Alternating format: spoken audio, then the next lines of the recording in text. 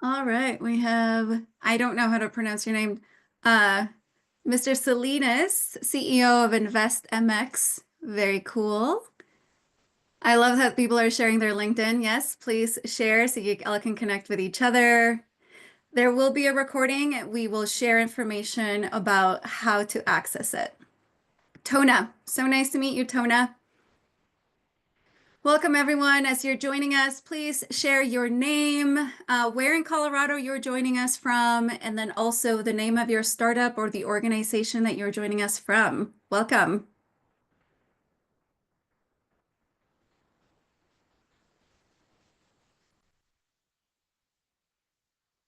We have John with Littleton. All right. Colorado Springs in the house. Whoop, whoop.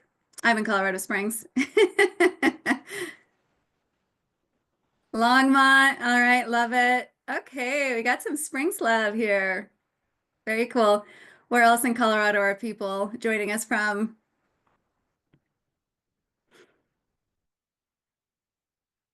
And again, as you're coming in, share your name, where in Colorado you're joining us from, and the name of your startup or the organization that you're joining us from.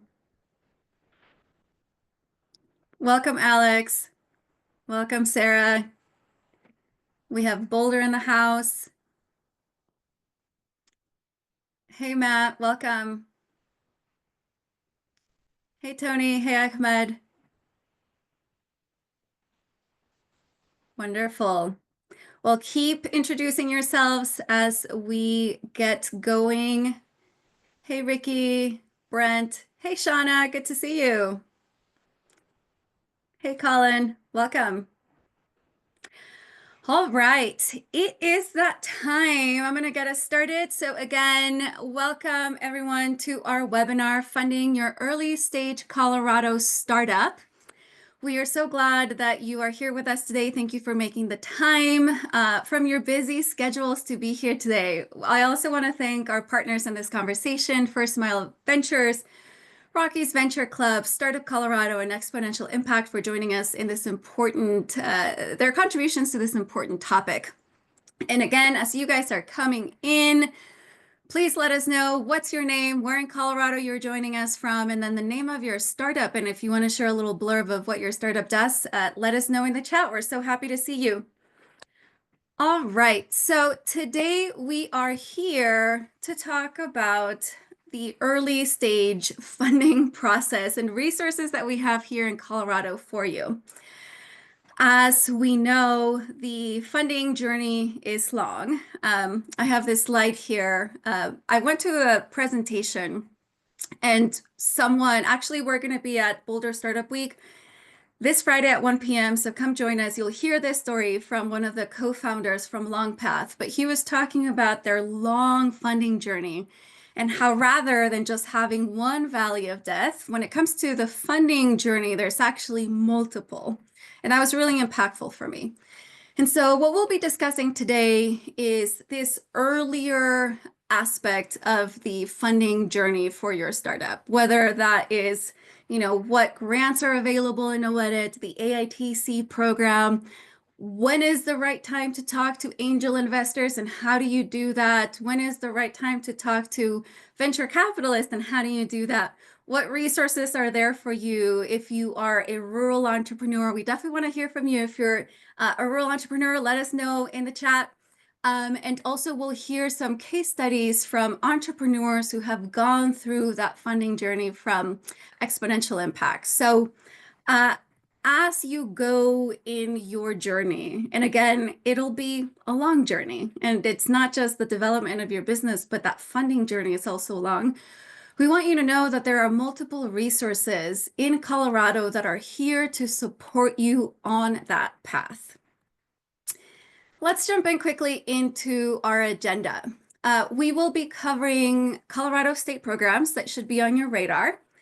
Angel investments, we'll hear from RVC, who will share, they will share a little bit more about, when is the right time, how to do so. Then we'll hear from First Mile Ventures on venture capital investments. Again, when is the right time, how to go about in that process. We'll hear from Startup Colorado about rural resources, and then we will hear from Exponential Impact as to some case studies from our entrepreneurs who are, in the field doing the work. And then we will open it for Q&A. I do encourage you as we're going through each of these sections to write down your questions so then we can share them at the end and you will have a chance to ask all of our panelists here for additional information for a follow-up or, any question that is top of mind. We'll save those towards the end. And again, thank you for being here. Thank you for joining us. And as you guys, again, as we go through this presentation, as people are coming in, welcome. We're so happy to have you here. Share your name, where in Colorado you're joining us from, and the name of your startup. Okay, we're going to get started with state programs that support early stage tech founders. So I am newer to OEDIT. OEDIT is the Office of Economic Development and International Trade, which is the economic development arm of the state of Colorado. And when I thought about this conversation, I thought there would be a handful of programs, maybe 4 or 5 programs. And upon having conversations with people in the agency, I realized that the list is actually really long. So when it comes to how many programs are available to you through the state of Colorado, the answer is many. And we will do our best to cover as many, but we are limited in time. So there's actually going to be way more that we can't cover. However, we created a PDF that we will share the link at the end of the OEDIT section. We'll share 2 resources so you can download and you can do more research. Every program that we cover during our conversation today will be included there. And then we will have links and all of the information for you to, to ask, do more research and then reach out to us if you have any questions. So today we will be covering equity and grants, debt, rural resources, technical assistance and business support, general business development, and workforce development. As I shared, we will be highlighting only some programs, and even for the programs that we highlight, we can't go really in depth, but we will have that download for you, and we are accessible to you. If you have questions about any of these programs, please reach out to us. That's what we are here for. All right, let's get started. We're going to get started with equity and grant programs within OEDIT. And so we're going to start with the AITC program, otherwise the longer version, the Advanced Industries Investment Tax Credit Program. The AITC program is meant to incentivize early stage investments in advanced industry companies. Many times we get the questions of what are those categories? We have listed the categories here in terms of what is an advanced industry company. Companies get certified through our program, and after certification, a qualified investor that makes an investment in a certified company can earn 25% or 35%, 35% or 25% state income tax credit on that investment up to a maximum of $100,000 based on a $10,000 minimum investment. And it is limited to 1 investment for the investor per company, but the investor can invest in multiple companies and use this tax credit multiple times as they invest in many of our Colorado companies. So this is an incentive for our early stage investors to support our Colorado companies. And we do have, organizations like angel investment groups and angels who love this program. So if you are a tech company, you definitely need to get certified by this program. If you have any questions, reach out to me as I'm the manager for it. Next, let's learn about the Advanced Industries Accelerator programs. These programs are targeted towards early stage companies or small businesses that are commercializing a disruptive technology in one of the 7 advanced industries. Again, these are the 7 right here.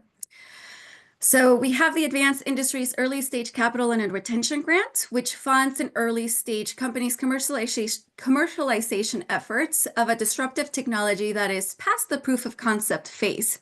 A company can receive up to $250,000, and there is a 2-to-1 cash match requirement. There are 2 application cycles per year for this grant. Again, links for all of these programs will be part of that download that we will share. The Advanced Industries Export Grant helps Colorado-based advanced industries technology businesses who want to export or who are currently exporting. This grant is for small and medium-sized businesses, and it reimburses for international business development and marketing costs. Businesses can apply for up to $15,000 and up to 50% of the approved expenses, and companies must have at least 2 years of domestic sales. This program runs through the fiscal year or until funds are exhausted. Next, the Global Consultant Network matches companies with consultants in 14 different markets that provide market entry and in-market services at no cost to the company. What offsets the cost of these services, and companies must have at least 2 years of domestic sales. This program runs annually through the fiscal year. And then last but not least, for our equity and grants, we have the State Trade Expansion Program, which offsets the cost of international business development activities. Awards are up to $10,000 per company per grant cycle and are determined by the funding request and funding availability. The program runs October through August or until funds are exhausted. And companies must have 1 year of domestic sales. And unlike the Advanced Industries Export Grant, this program is industry agnostic and funded through the federal government. Next, we will hear about debt programs from Sonia Guram.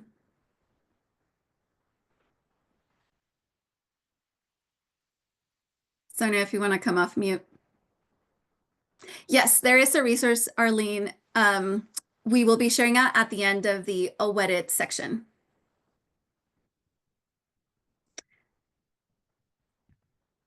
Sonia, we can't hear you. You're on mute.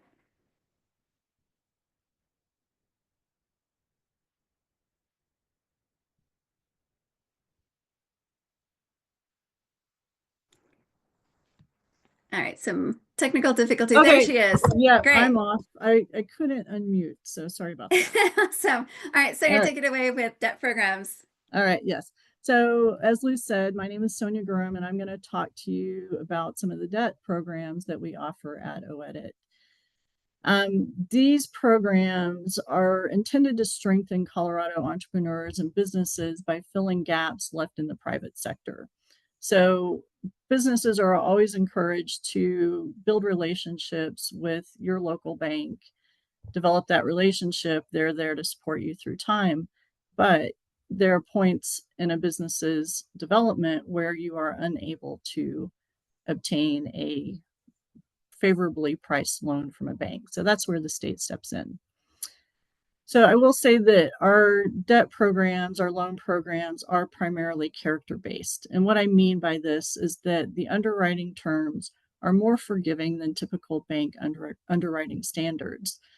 So the programs and lenders that we partner with for these business loan funds and tools are to provide businesses more focused on the cash flows that the business has and being able to repay that debt than having a long history and a great credit record.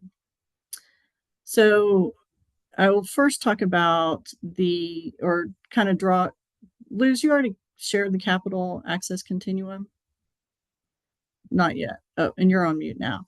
But we'll share with you a capital access continuum. And what I wanted to call out there is that we have debt programs that are kind of across that spectrum. So for anyone from a startup to a business that has been operating for a while, and then even on to the exit phase. So for those beginning to work on their business concept, we partner with organizations like Rocky Mountain Microfinance Institute and Prairie Rose Development. They have a special Kiva loan.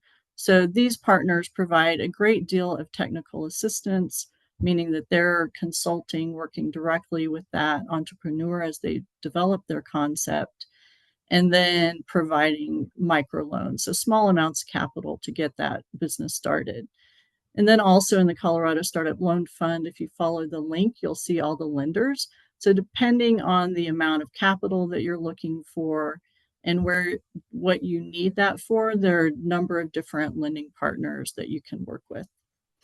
Two other loan programs that I want to highlight here, so these are all of our loan funds, are the Climber Loan Fund. And so this is for businesses that have been operating. You need to have at least 1 year of revenue history. And what this program does is provide, again, we work with a number of lending organizations. These are mission-based lenders and community banks. And so, again, it's character-based, and they are going to be able to offer a business a very affordable rate loan that they can use for operating capital. And then the final loan fund that we work with is the CDBG, or Community Development Block Grant Business Loan Fund. And these are for rural areas of the state. So there are a number of regional loan funds throughout the state, and through the website you can identify those. They do require that the businesses, as they use these funds, are hiring low to moderate income individuals. But whether or not that is, you're using the money for that particular purpose and able to hire low to moderate income, I encourage you to explore these rural loan funds if your business is located in rural Colorado, as they also administer other pools of capital and are a great resource to connect you not only to loans, but other resources for your business. Next slide, please. So on this slide, we've listed loan support programs, and these you as an entrepreneur or a business leader don't necessarily need to know about, except that these help the lenders to provide that character-based lending. So they de-risk the loans for the lender. The Colorado Credit Reserve Program, also known as CCR, and the Cash Collateral Support, CCS, are two tools that we have to do that. And essentially, they help the lender be more lenient in their underwriting standards. So with the CCR, we build a pool of capital, a loan loss reserve. So each loan that lender makes, the state is contributing to a loss reserve account, and that gives that lender confidence to make those loans. The CCS is another program that, again, de-risks the loans. And essentially, an account is set up where the state is like a co-signer on your loan. So the state creates a deposit account that sits alongside the business loan and acts as collateral. The CCS can also be a great tool on the exit end. In partnership with the Employee Ownership Office at OEDIT, we've been working with banks who will finance the purchase of a business. So the state provides that collateral support, which helps that group of employees who likely don't have enough capital to purchase that business to make that transaction. Next slide. So the next slide is rural focused. And so you'll notice here again the CDBG Business Revolving Loan Fund, which is a loan resource only for businesses located in Colorado rural counties. And then I wanted to highlight the Rural Jumpstart program. So this is a really unique program for rural entrepreneurs. It in conjunction with community leaders, a business can apply to be a Rural Jumpstart company. So if you're located in one of these Rural Jumpstart areas, I encourage you to look at the website, see if you're located there or thinking about relocating there, because in conjunction with the community leaders are going to bring a variety of resources to support the company. And then accepted businesses get really special tax advantages for a 4-year period once they're selected. And as you can see on the slide, you get basically, you don't have to pay state income taxes at the company level, which is really big.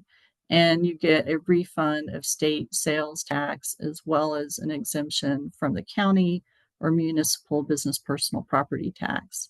And then a huge bonus, I think, is for your employees. So as you hire employees into that company, they get relief from the state income tax as well. So with that, I'm going to pass it on to Hannah, who will talk about some of our business support resources. Thanks, Sonia. Hey, everybody, I'm Hannah Krieger. I am the State Director for the Colorado Small Business Development Center Network. I'm going to talk a little bit about technical assistance that exists within OEDIT for small business owners. So I'll start with the non-SBDC stuff that exists within our office. So the Employee Ownership Office is there to, one, talk you through, is employee ownership the right move for you? Does it make sense for your business? And then if it does, they'll support you in working through accessing those tax credits. So we'll send, as Lou said, we're going to send out these slides. You'll have all the links so that you can connect with the right folks if that interests you. The minority business offices really focus on certification. So if you want to become a women-owned certified business, they would support you in obtaining that certification. They also will support you. Really, the purpose of getting those certifications is to do contracting with the government or contracting with another business. And they will support small businesses in getting started with contracting, whether it's local, state, or federal government or corporate contracts. So they can support there as well. I'm going to jump over online learning just for a second to jump into the Small Business Development Center Network, or SBDC. So at the SBDC, we support entrepreneurs from idea to exit and everything in between. We're a resource partner of the Small Business Administration, and we have a network of 14 centers providing support for you throughout your business journey. And that support looks like what you see in the bullets there. So free, confidential, one-on-one business advising on a variety of topics, no or low-cost trainings and programs. So that happens locally, in person, or hybrid. And then we use our online learning that you'll see linked there as well to provide statewide online programs on everything from access to capital, marketing and online presence, exit planning. So if employee ownership is not your jam, then maybe we can support you in finding another way to exit your business. And coming soon, we're going to have a cybersecurity program on there as well. Another one of our flagship programs is Leading Edge. You'll see that listed there. That really supports entrepreneurs in building out their business plan. So if you're looking to access capital, you're going to need a strong business plan, and we can support you in that. And finally, I'll touch on our TechSource program, which supports the launch and growth of Colorado science and technology ventures. So really focusing on startup through second stage. We provide advising, accelerator programs, workshops, and events, really focused on non-dilutive capital sources for those businesses, including SBIR and STTR grants and federal R&D tax credits. So we can support you in applying for and obtaining those.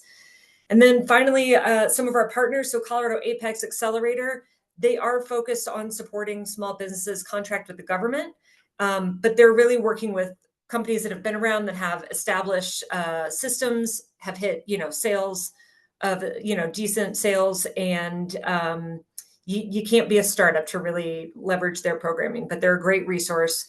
Recommend you starting with MBO if you're not quite there, and then working towards getting to the Apex accelerators. And then finally, just want to point out other SBA resource partners that exist that provide similar technical assistance: the Women's Business Center at Mikasa, the Veterans Business Outreach Center, also known as the VBOC, at Mount Carmel, and SCORE Mentors. And with that, I'm going to pass it on to, I think, back to Sonia. Back to you, Sonia. Yeah, thank you.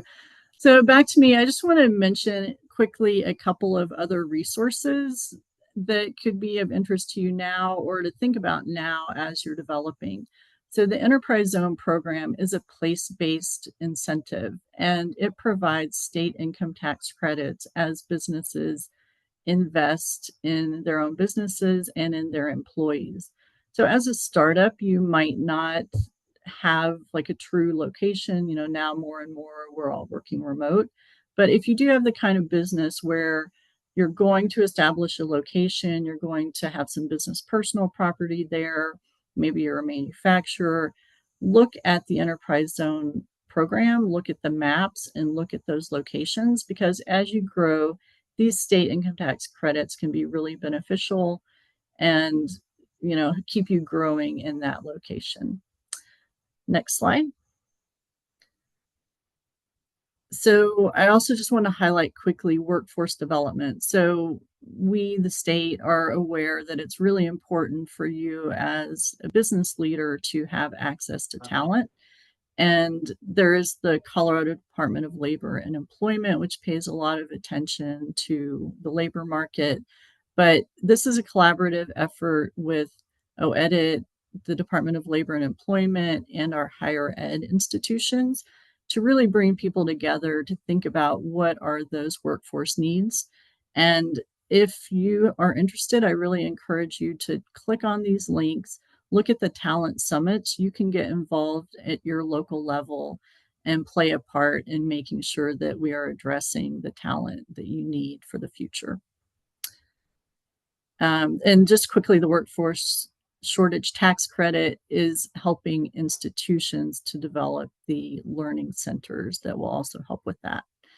And then Hannah spoke a little bit to this, but we're always looking at new programs, needs, and trying to address those.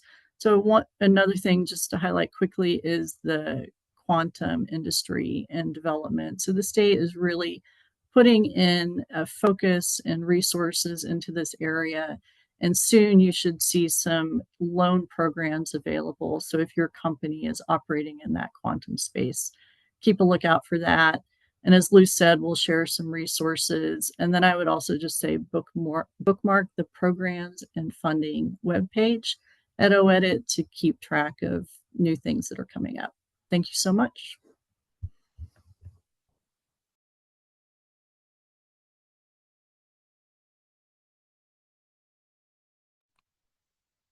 All right. So as we went over, there are many, many programs. And again, we were not able to cover all of them. And so Virginia is going to share 2 links in the chat. That is going to be, the first one is going to be this access to capital continuum. And so for you, as you think about your business, you can think of where from the idea to maturity stage, where am I and which of these programs within OEdit are relevant for me. And then we have some explanations. And then we also will have the resource guide, which is going to be the second link that's going to be shared in the chat, which is a synopsis of the many programs that we just talked about, and then some additional programs that should be on your radar that we just did not have enough time to cover for you to have access to. We will share these slides and we will share these links via email again, but if you want to grab them right now, they are there for you. All right, I'm going to pass it over to Mr. Kevin Kudra from RVC to tell us a little bit more about angel investments. Wonderful. Thank you, Luz, and the rest of the OEdit team for the opportunity to be here today. Excited to chat with all of you about how do you engage with angel investors in the Colorado ecosystem and even beyond that. So next slide, please.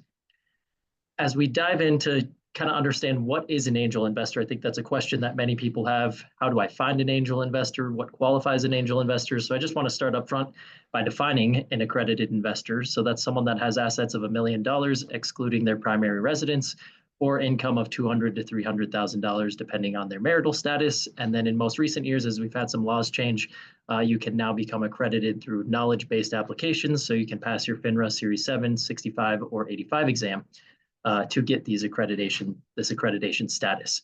I share all of this to say, really, angel investors take all different shapes and sizes. So I'm going to talk a lot about this through the lens of your traditional angel group, but there are over 200,000 accredited investors in the state of Colorado, and today only about 2,000 really identify as an angel investor or accredited investor. I anticipate many of you on the call can even qualify under this, but you may not have known. So a lot of the work that we do is educate folks and provide them with the tools and resources to be a smart, active angel investor. So that's a little bit of the context. All of that to say, I'll talk about the difference of an angel group versus an individual, which might take a very different shape from their investment perspective. Next slide. So a little bit about us at Rockies Venture Club. We're one of the longest running angel groups in the country, but we're a nonprofit angel investor network dedicated to accelerating economic development by educating and connecting investors and entrepreneurs. Next slide. Here's a quick snapshot of our team, joined by my colleague, Peter Adams. He's a longtime serial entrepreneur, angel investor, author of Venture Capital for Dummies.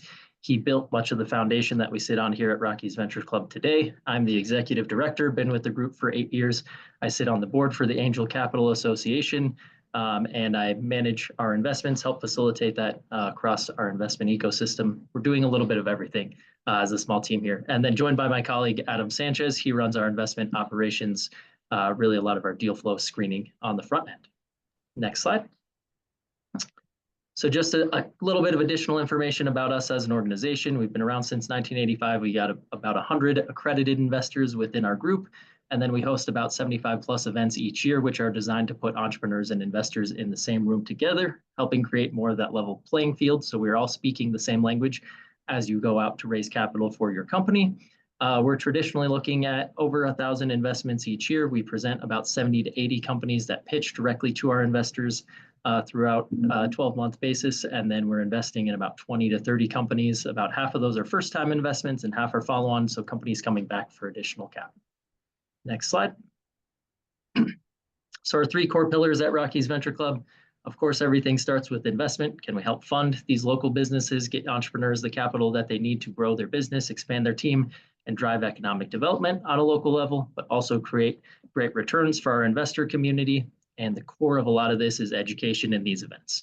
So education, how can we position entrepreneurs, teach them everything that they need to go out and successfully fundraise, while teaching very similar content to our angel investors, noting many people are accredited, but they may be written one check to their friends or family, lost all their money, and say, hey, I don't know about this angel investing thing. So we teach them the ins and outs. How do you evaluate a pitch opportunity, conduct due diligence, negotiate term sheets, serve on the board for a company, but take more of a portfolio approach with your investment. And then through these events, a variety are of evaluating investment opportunities, screening, due diligence, investor meetings, but also we have a variety of monthly pitch events that will bring the community together. So you as an entrepreneur can see what are the companies that are presenting to this group of investors, how ready are they, what do they look like, where do I need to be so I can get on stage and present to our VC. Next slide. We also have our Women's Investor Network as a subset of RVC. So that's a group focused on supporting female entrepreneurs and activating, educating female investors as well. So we have 4 to 5 Women's Investor Network events throughout the year. Those are, yes, open to men as well, but really focused on supporting the females in our community. Next slide. And then, of course, as I mentioned, the Angel Capital Association earlier, I sit on the board for the ACA. So we work with 200 RVC-like angel group organizations across the country that fall under this umbrella for the ACA. So very similar, but this is a great way for us to get deal flow, also share investment opportunities with these partners throughout the country. And we found that for every dollar that we invest here locally, we're actually able to bring in about $5 from our outside partners, other angel groups across the country. Next slide. So many of you may be wondering, what are your investment criteria? Where should I be? What stage? How much traction do I need? At RVC, we are industry agnostic, but kind of 3 big buckets that we invest in. So this can vary depending on what industry you are specifically in, but these are kind of the high-level parameters that we're looking at. So a venture capital type company that is raising seed or Series A type funding, traditionally anywhere from $500,000 up to about $5 million. Number 3, we can kind of talk offline if you guys have further questions, but we're looking for some early traction. You have a product that you are ready to launch into market or already in market, generating some early revenue. And then you have a clear go-to-market strategy, use of funds. What are you going to achieve with this capital that you're raising? And then a clear exit strategy. That tells us or helps us understand as investors, how are we going to get our capital back? A lead investor is not required. I know many of you out there fundraising will hear, hey, you need a lead investor, and then I'll write you a check. We're happy to lead deals. We're also happy to follow on if you already have a term sheet. And then most traditionally, we are investing in preferred equity and convertible net debt, but we have done a handful of safes. We can talk more about why we like preferred equity, convertible debt versus safes as well. Next slide, please. So I wanted to pull this in to give people kind of an idea of where we fall in this funding landscape. And I know Bill will talk a little bit more about their perspective from the venture side of things, but this is meant to give you an idea of where you sit in the ecosystem and where angel groups come into play. As I mentioned, there are a ton of individual investors out there that might have a slightly different investment thesis or willingness to invest in non-traditional venture capital companies or earlier to help get your company off the ground. But for us as angel groups, traditionally looking that you have a product or a minimum viable product. Yes, you need to expand your team to continue developing that and launch it into the market, test out these different marketing channels. But traditionally, we are investing after that friends and family stage, really that you have your product designed or you're getting closer to that and you need this capital to get it across the finish line. So that's a little bit where we play. As we look at our deal flow funnel, a lot of our deals come from our investors in our community, referrals from other entrepreneurs, portfolio companies, and then syndicated from other angel groups across the country. We will screen those with our investor screening committees, and then ultimately we present about 70, 80 deals to the group at our monthly investor forums. Next slide.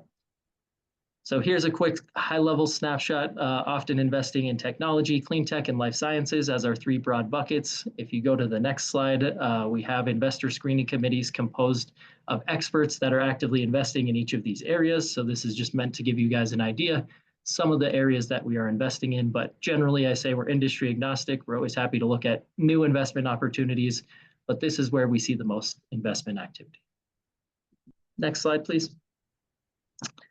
So as you look at angel groups and angel investors in general, everyone is very process driven, as we are at RBC. So important just to understand everyone's process and try not to circumnavigate that. For us, this is about 30 days to go from pitch in through due diligence process. And then number 6, we open your deal for investment.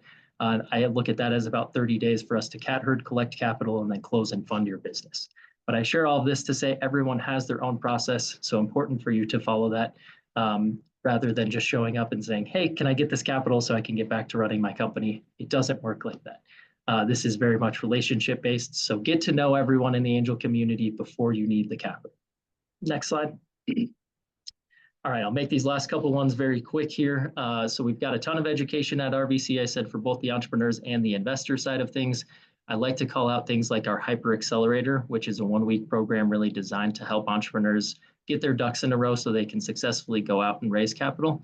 If we look at the next slide here, that really provides a nice breakdown of all of the pieces that you need to go out and even submit a great application to a group like Rocky's Venture Club. So through this program, we bring our investors as mentors to help work on your pitch deck, your exit strategy, your business model, your strategic planning, go-to-market strategy, prepare for due diligence, legal, and then build a really strong pro forma, understand what your valuation looks like, and know the ins and outs of a term sheet. So when you get that, first check coming in, you know what are the terms associated with this. So I share this to say this is all stuff we work on in our Hyper Accelerator and through our education classes to prepare you to go out and raise capital. But these are some of the big things that I would say, if you have a good understanding of these, this will allow you to submit a good application and get in front of angel investors like us at RBC. Important to understand that this is not Shark Tank. I know that's oftentimes everyone's favorite show, but we operate very different, especially being here in Colorado. We've kind of taken this anti-Shark Tank branding approach to say, we are writing a check into your company, but we're joining you along this journey as we purchase a portion of your business. And so angel investors can support you in a variety of ways beyond just check writing. And we want to be collaborative partners with you. So angels will support your startup with capital, but also expertise in a variety of ways. It's not that we want to take over your business or tell you what to do. We're investing in you truly because we believe you're the right one to run this, but angels have a lot of experience and they want to share that wisdom. So oftentimes I will characterize this as angel groups need to serve as a Switzerland within the community, connecting, educating entrepreneurs. And we understand venture capital or angel financing is not the right fit for everyone, but if we can refer you to some of these other awesome resources that OEdit has, as well as some of our other partners in the community, that can feel like a win for us as well. So just understand as you work with angels or get to know angel investors or seek venture capital or angel financing, this is a long-term relationship. This can be harder to get out of than a marriage sometimes as you take on angel investment. But you are selling a portion of your company to these investors that will be joining you on this journey as you go towards exit. So understand this is a long-term partnership. Awesome. Thank you, Kevin. And again, as you guys have questions, please write those down and then we will share them at the end once we've heard from everyone and you'll have the ability to share any questions for OEdit, for Kevin, Bill, for Brittany, or for Max. All right, let's learn about venture capital from Bill Miller from First Mile Ventures. Bill, welcome. Thanks, Liz. And if you want to go to the next slide, I'll talk a little bit about First Mile Ventures and talk a little bit more broadly about venture capital. There's a pretty broad range of venture capital and a lot of investors that might identify themselves as venture investors or venture capital investors that have some outlier strategies. But in general, some of what Kevin talked about, he showed a slide about stage. Venture capital kind of spans from early stage, think of it as seed stage or even pre-seed stage, kind of Series A, Series B, and beyond stages of capital. And I'll try to cover the range of that. First Mile falls on the earlier side of that. So our mission is to be the first institutional or formal fund financial partner to ambitious founders building generational companies and fast-growing tech talent markets outside the coast. So we're investing primarily in Colorado and Texas and surrounding states. Next slide. Lose next slide. This is our team. There are 3 of us on our team, and we have pretty diverse backgrounds. 2 of us in Colorado and 1 in Texas. I have a long career in having started several companies, mostly in the kind of information technology space, and run a few, and have been investing for 20 years now. My partners Aaron and Zaz have now been investing for more than a decade, and I think all great investors. I won't spend much time on this. Next slide. So talking about kind of our pre-seed and seed focus, again, I'm going to replicate a little bit of what Kevin said here, but we're focused on companies that, and I should say, venture in general is appropriate for companies that are attacking very large markets with very disruptive ideas rooted often in technology, or the opportunity to create very large markets. And venture capitalists are really unicorn hunters. So looking to invest in companies that we believe have the opportunity to grow to $1 billion plus in revenue over time. And that's not just us. I mean, that is kind of venture in general.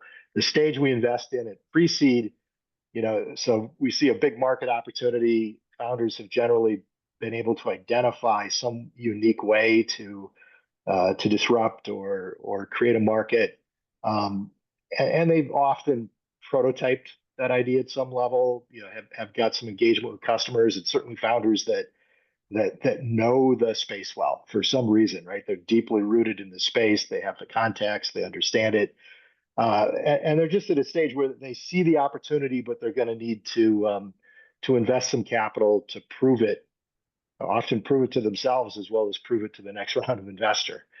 And so it's really problem solution fit, having a minimum viable product, and then demonstrating enough traction that you have a way to sort of get to the market. You have some mechanism figured out to reach people who have a desire for the product, to get them to buy it. And everything about the rounds that we do is about getting those founders to the place, because most of these things are going to require a lot of capital over time. Some of the companies we've invested in the past have raised, $200, $300 million of capital in order to get themselves to a place where they're sort of able to grow without additional capital infusions. And to get that next round of capital, they're going to need to have demonstrated, if it's the product that everybody loves to invest in, where it's a software as a service product and it's recurring revenue, and the next round of investor might be looking for $2 or $3 million of recurring revenue as evidence that they should put the next round of capital in. So our rounds at early stage are really designed to help them to get to that point. At First Mile, we actually put quite a few investments in a portfolio. So venture capitalists usually are getting committed amounts of capital from limited partners, their investors, a pool of capital that they'll allocate across investments in companies. We allocate across a target of 30 companies in each of our portfolio. We're building our 3rd portfolio now. We had 31 companies in the first and 34 companies in the second. Similar statistics to RVC. We looked at more than 3,000 companies. At least we saw 3,000 companies to do 34 investments in the last fund. Not unusual for venture capitalists to see a lot of opportunities to invest for the ones that they do. So it kind of gives you an idea about your odds of sort of making it across the threshold and getting in the door there. And the rounds that we invest in average between 1 and 3 million typically, and The checks that we write average about $700,000 or $800,000 in each company, spread across 30 companies. So let's go on to the next slide, please. I kind of talked about this. So VC is a home run business, right? We're looking for companies that that have the opportunity to get very large, create a lot of value, and provide a very good return for especially those very early stage investors. So and most of the companies we invest in, we realize are not going to play out to the potential that we envision for them. So it's not unusual for us if we make 30 investments across a fund, most of our returns will come from 2 or 3 of those companies, and a large number of them just won't be able to, despite all of the front end work to look for a business opportunity and try to convince yourself that it exists, and we get convinced that it exists, that it just won't play out for one reason or another. You're unable to demonstrate product market fit or ability to access the marketplace and drive sales, and so the ones that do play out, we're looking for very large returns. So we want to be able to imagine that if things work, that we'll get more than 100 times our invested capital in returns. And in fact, the best investment in our first fund that we started investing in 2014 has returned to us 150 times the capital that we invested, which has allowed us to return about 3 times the total capital invested in that fund across all companies. That one company has returned 3x that. Which is sort of the investment targets that VCs need to target. On to the next slide, please. So how do we look at startups? Does it solve an urgent problem? Is this, people will use is it a painkiller versus a vitamin kind of analogy? Is it stuff that people desperately need, want? They find it incredibly compelling to have it, to use it. Does the team have the insight, network, experience to really recognize this opportunity? Are they thoughtful about, the best founders are certainly those that are skeptical of their own ideas and want to prove it to themselves. There's really going to be something here before they invest too much time in it. Time is way more valuable than money. Is the solution novel? Is it, 10x better, faster, cheaper? Is it different? Is it defensible? Is there something making it different and hard for others to compete with? Can you identify an ideal customer profile willing and able to pay an attractive price that is going to get, is it operationally, economics wise, is the business going to be able to generate fantastic margins because people need it so much relative to the cost of delivering it or acquiring customers? Is the market big enough? Again, is it, we like to see market opportunities where there's really tens of billions of opportunity here. So even with a reasonably small percentage of market capture over time, and most startups will never grow to that size before they exit.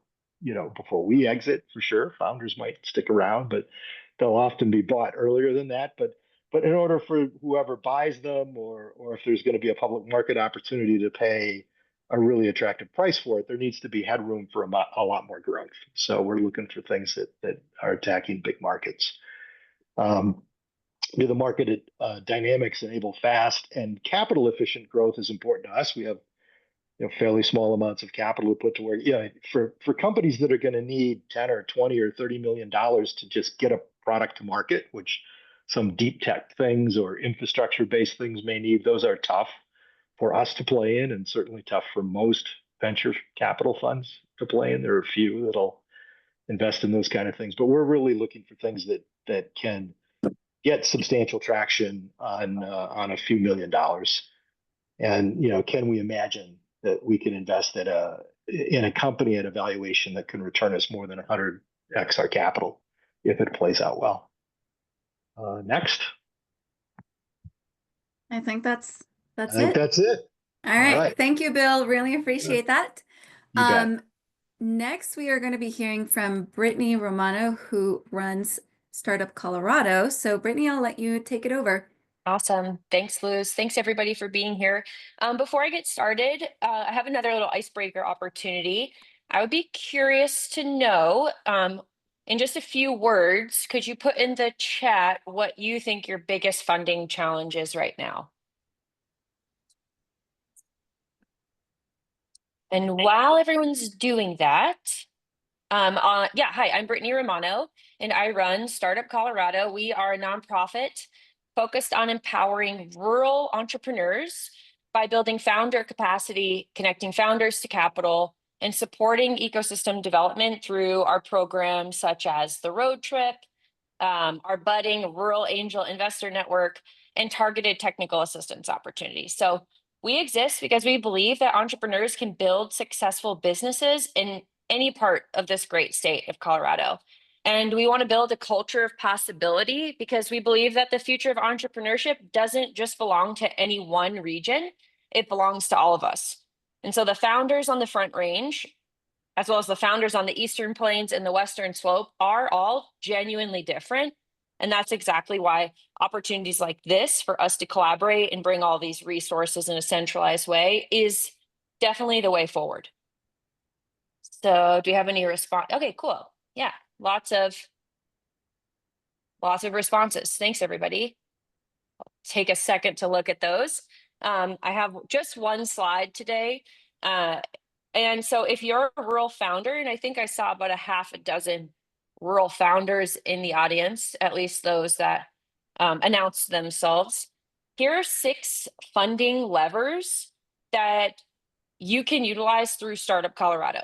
So one is investment readiness programs. So we run a number of technical assistance, accelerators, educational programs, and we work with a number of mentorship partners to provide mentorship to rural founders.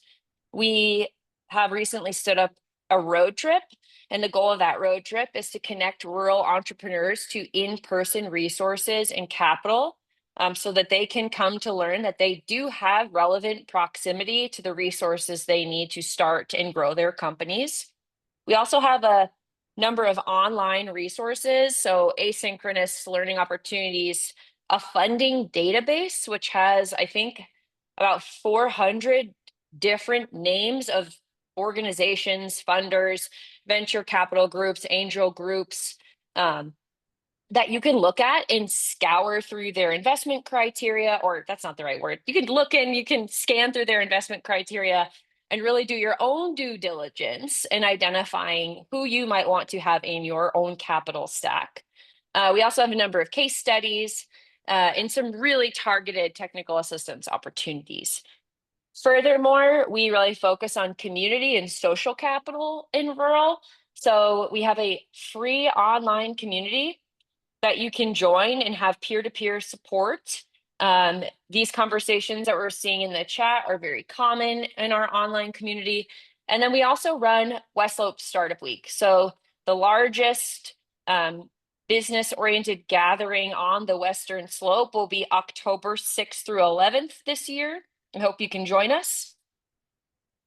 Furthermore, we've started to craft rural-oriented pitch competitions that are also more founder focused and less investment focused, knowing that the reality in rural is a little different.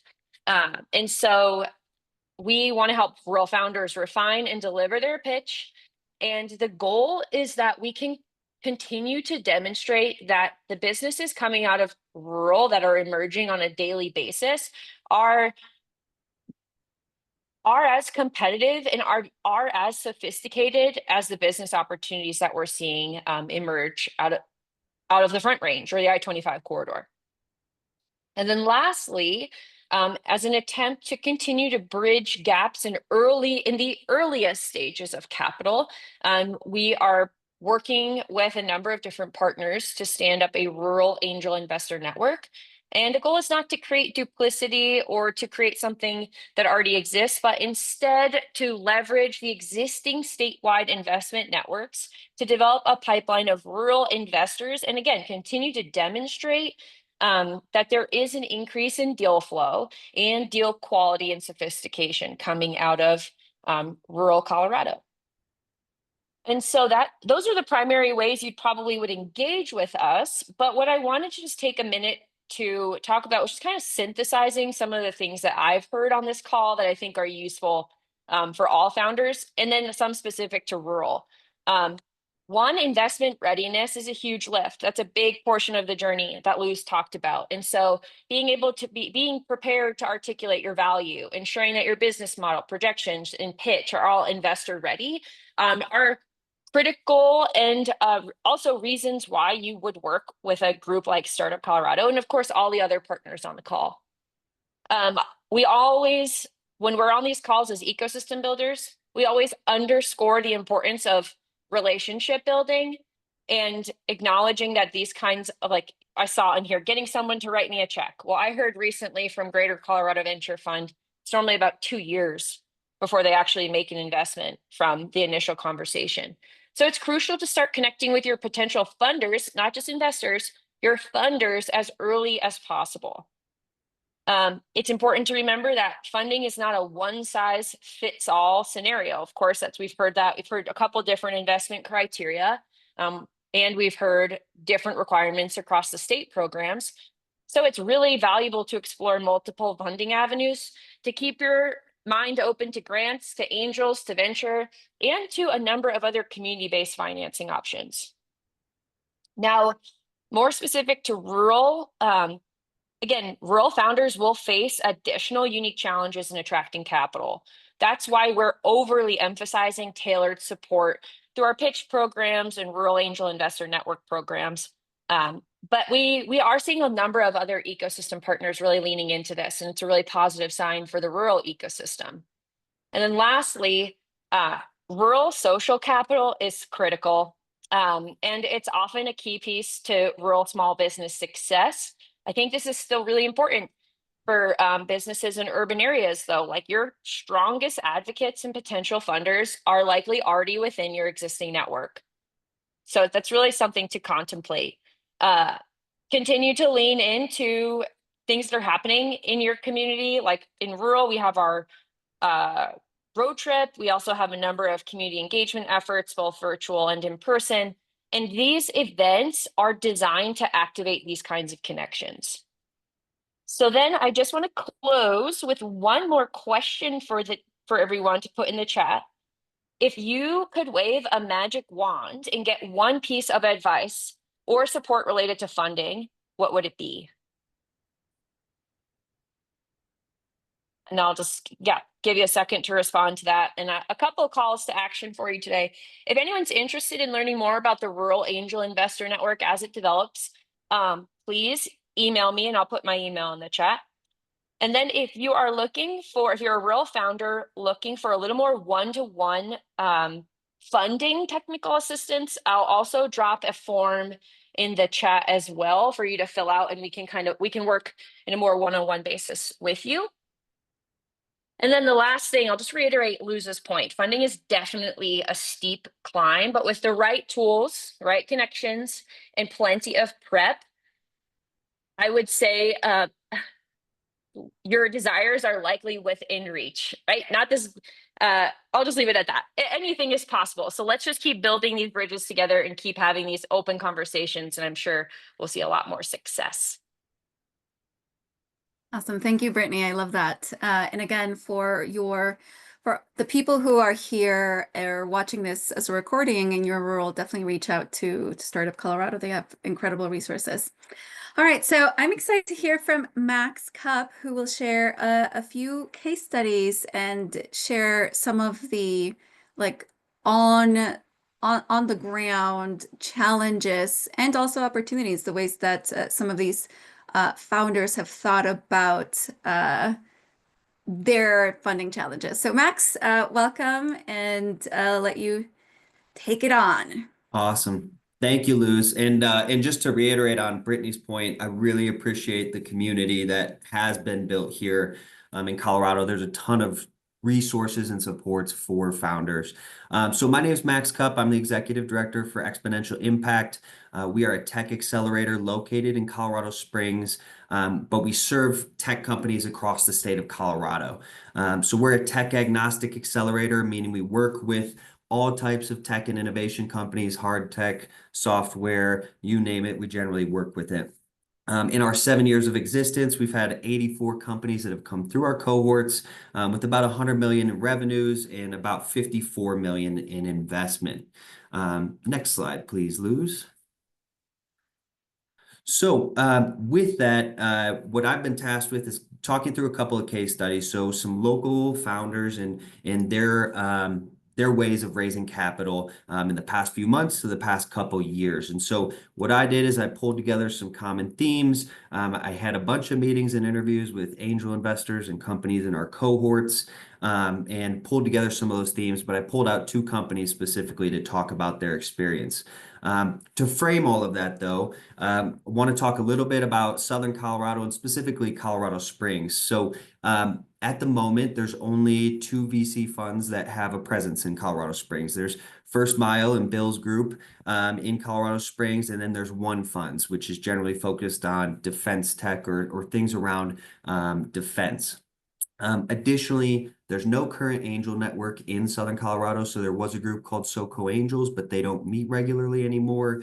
And so in conversations with a few angels locally, I found that most angels aren't doing a ton of investing at the moment. Now, that might be different in other cases, but that was exactly what the conversations I was having were.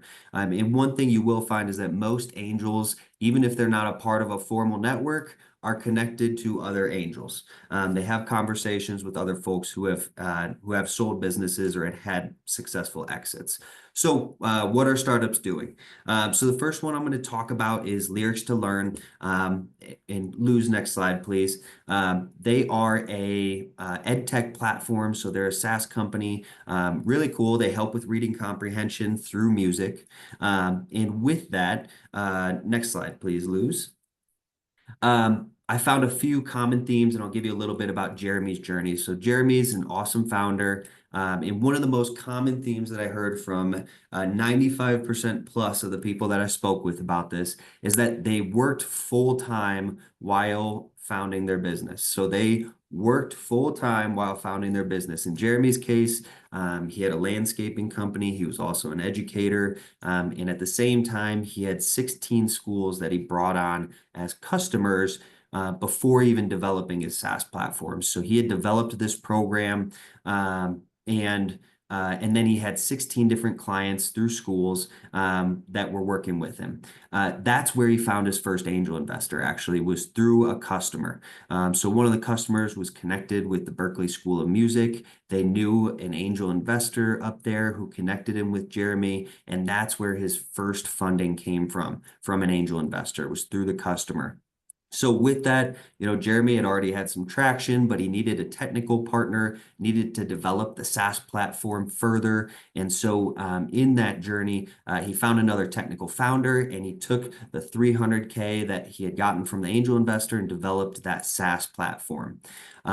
Through that, they were also connected then to other angels. So like I mentioned before, this angel had connected Jeremy with a couple of other angels who were interested in that education space, and they were much more formal in their process. So they did a ton of due diligence. They actually spent a whole day in the classroom with kids as they were using the products, seeing how they interacted with it, seeing how they learned from it. They wanted to know everything about the product they could. And then they also did a serious deep dive into his financials, enough to make you sweat. And so with that, Jeremy raised about $900,000 for his business, and he had about $250,000 that he also found in a non-dilutive SBIR grant. So there's lots of grant opportunities out there. I know Luz and folks from OEdit spoke about them at the beginning, but there's lots of opportunities to find these grants out there. The last thing, and this is what Jeremy had said to me specifically, I asked for advice for other founders. And he said, if you get the investment, keep the horns. And what he meant by that was maintaining a level of control over the business that is ultimately your entire livelihood.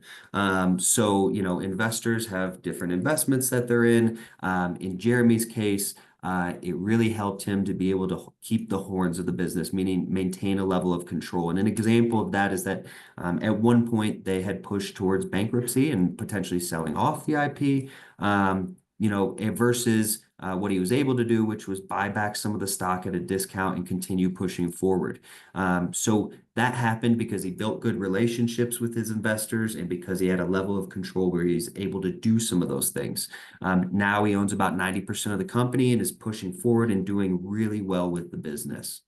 The next company I'm going to talk about is a company called ClearCard. So they're an expense management solution for nonprofits and churches.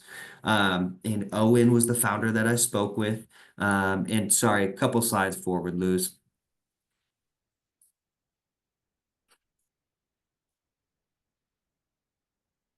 And I'll just jump into it. So Owen was working full time again. So similarly, he worked full time for 3+ years while he was building his business. One point of emphasis there that Owen had for me was that was building the relationship with your employer. And so what he had done is that he was in sales at the time for his employer. And he worked it out so that he could just focus on sales meetings in his 3rd year rather than doing all the other meetings so that he could work on his business as well. So that was something that really helped him out. Additionally, within that, his employer became an investor in his business. So a little bit about the beginning of his journey. So when they started fundraising, Owen had 61 different meetings with VCs. So he spent about 20 hours a week fundraising. So about half the time that he had was spent towards fundraising. What he found in those meetings was that it helped narrow the vision and helped build the network. So they built clarity into what they were actually doing. And the one question that they kept asking was, are they actually adding value outside of the dollars, outside of the money? And so are they going to bring us customers? Are they going to bring us partnerships that are going to help us scale and go to market? They found that many of them weren't. And so they ultimately decided that they weren't going to go with any of those VCs funding, but they found a few angels who could help them with that investment.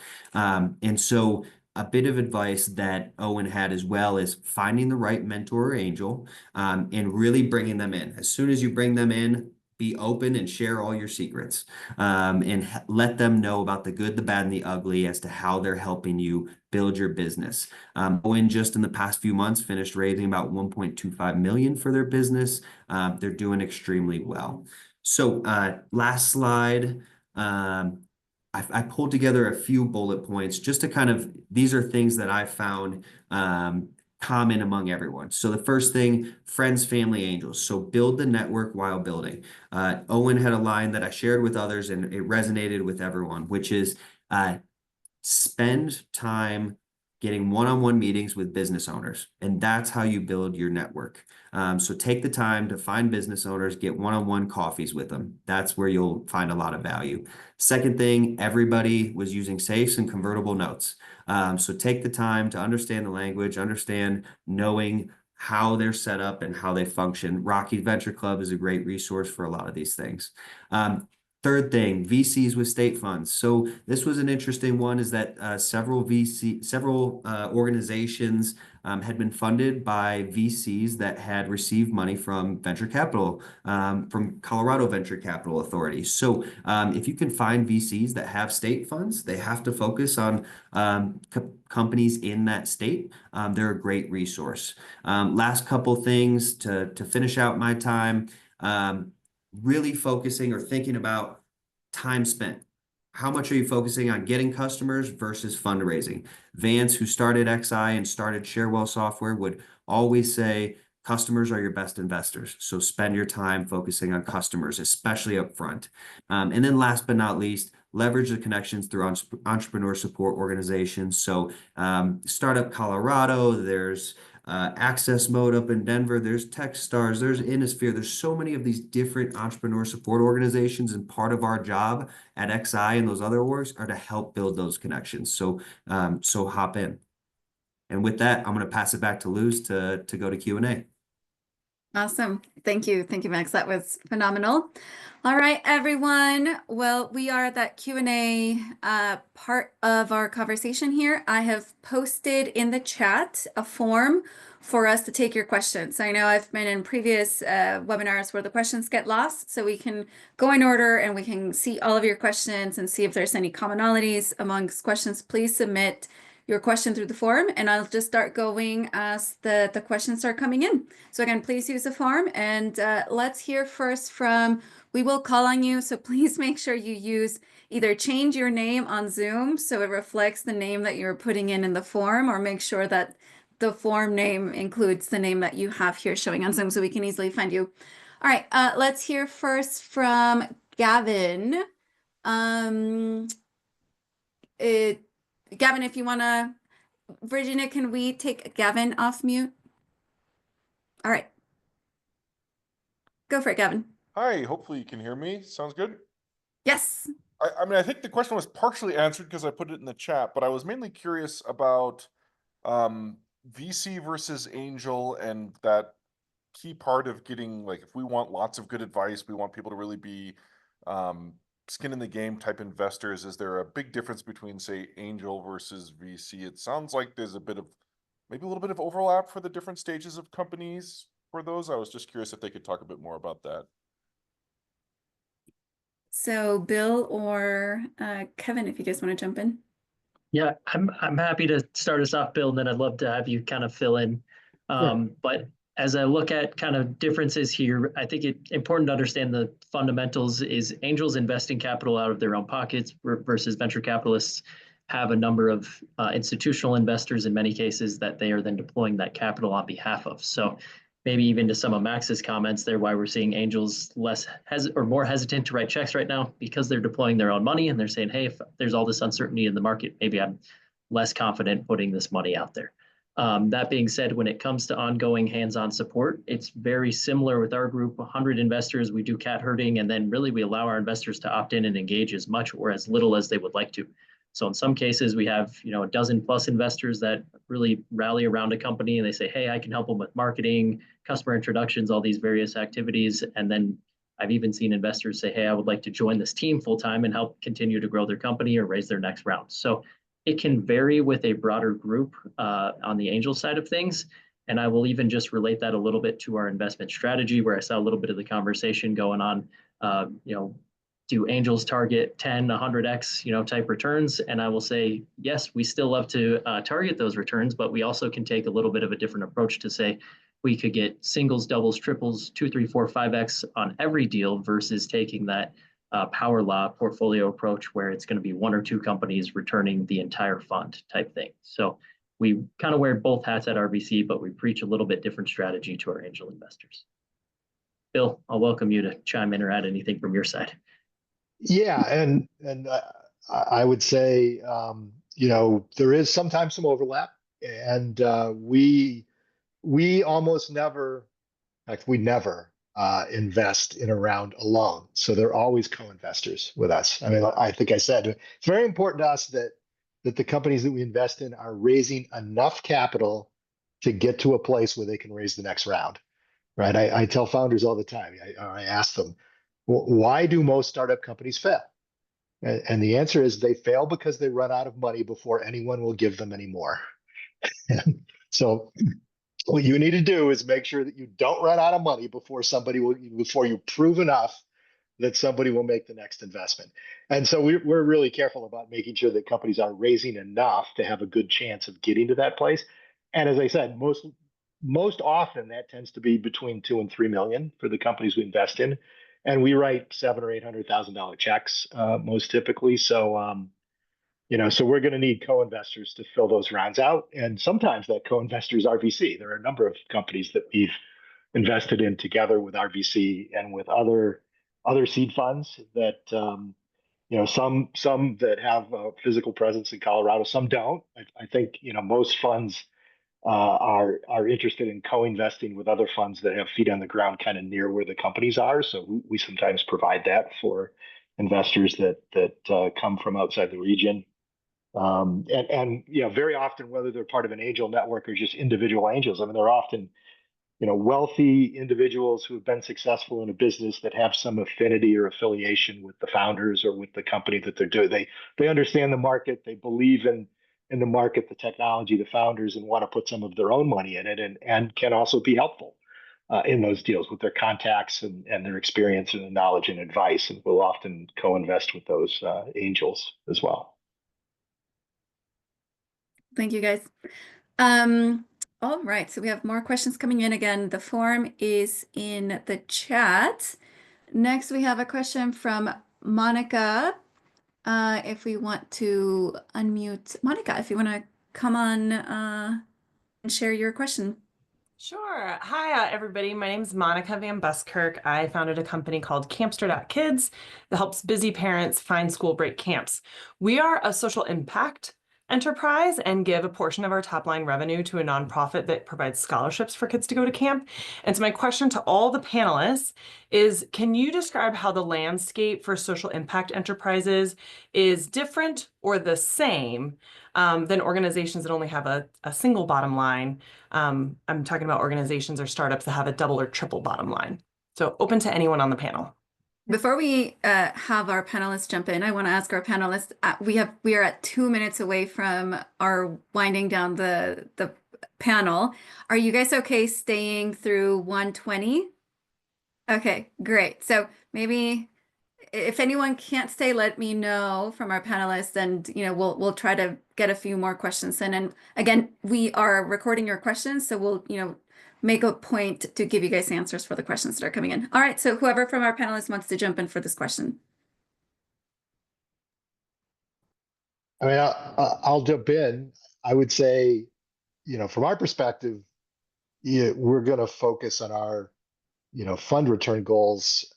And if the social impact component of the company is supportive of those goals, then we would look at it. But there are a number of, I don't know how large the number is, but there are certainly a bunch of investors out there that are specifically social impact investors. So, if I were starting a company that had that aspect to it, I would certainly, target investors that advertise as having that as part of their investment goals and thesis. And I'd say in general for everyone, I find a lot of entrepreneurs, when they're out looking for money, don't do a good job of figuring out where they should look at, or who they should go talk to. We certainly see a lot of inbound, pitches that, or people sending us presentations that, they haven't even bothered to look at our website to see that it's just unlikely to be a fit for us. And so I would encourage you to certainly do what you can to look at publicly available information or use contacts in your network to target investors that are most likely going to be a fit for your stage and the market you're addressing and the kind of business you're going to build, including social impact aspects of that. I'll just chime in for our debt programs. It really does go back to, are you going to be able to repay the loan that you take on? So there would certainly not be any penalty against a company that takes a triple bottom line approach. And I think that's a cool concept, and it could really help you gain subscribers or, customers. So I'll add one little thing there as well. I used to work in the foundation world, so private foundations and whatnot. And more of a topic, especially in the past few years, has been program-related investments. And so many foundations are starting to dabble in that. While it's a small percentage of their corpus, there are opportunities to seek out foundations that are actively investing in PRIs. So that might be something to explore there. I think we covered it in terms of the circumstances are sort of this, they're different for investment, but in terms of investment readiness, I think the ecosystem is fairly agnostic to social impact. Like, we will help you to prepare your business, your enterprise for whatever it is, the goals and aspirations you have. And so I think that in terms of the whole ecosystem, there's quite a lot of support. And that is not unique to if it's a social enterprise, for-profit, nonprofit, and so forth.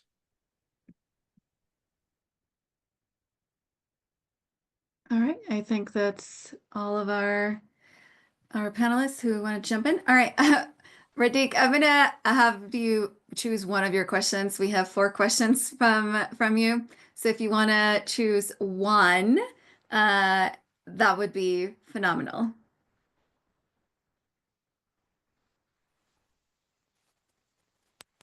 I'd like to ask, I'll go with the questions that related to Luz Gonzalez for you, Miss. You can choose anyone. Okay.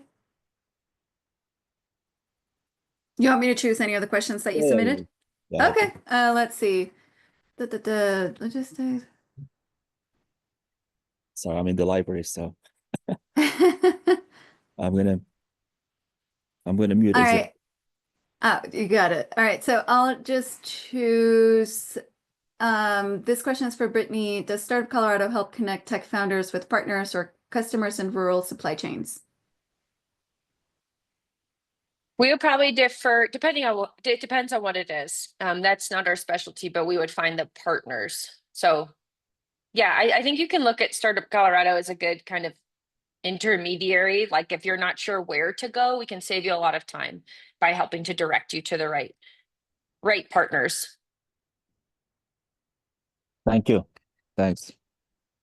Awesome.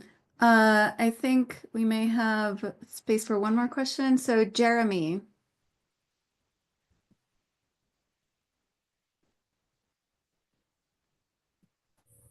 Yeah, hey everyone, thanks for doing this. Appreciate it. So my question is about the quantum programs. So we're doing optics manufacturing. A big part of our product revenue is coming from quantum customers. We're not a quantum company, but since we're sort of tangential to them, would we qualify for any of those programs? So on the quantum programs that I mentioned that would be directly available to businesses is a loan fund that's being established, and it's not yet established. But yeah, the idea is that, I mean, quantum requires all these enabling technologies and companies to work in that space. So definitely I would look toward that program, and we do have a web page already up. And what we're trying to do is attract a partner lender who would be providing the loan. So if it's loan capital that you need, that resource will be built out.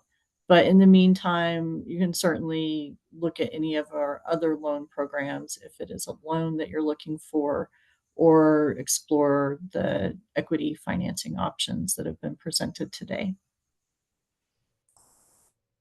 That Awesome. sounds good. All right. Everyone, thank you so much for joining us. We really appreciate you making time today. Thank you to our panelists. Really appreciate you sharing your wealth of wisdom with our attendees. Again, we will be, OEdit will be on we will be in Boulder at 1 p.m. for Boulder Startup Week. We'll be having a similar conversation. You know, we would encourage you to join us.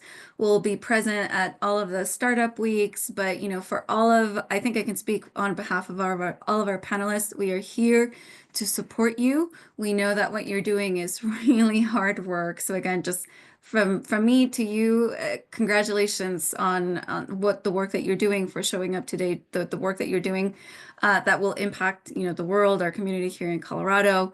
You have champions that are cheering you on all over Colorado. And so all of our panelists that are here today, we are all resources.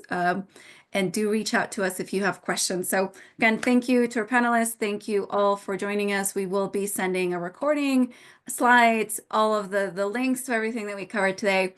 And have a beautiful rest of your day. Thank you. Thank you for pulling this together, Luz. Thank you. All right. Bye, everyone.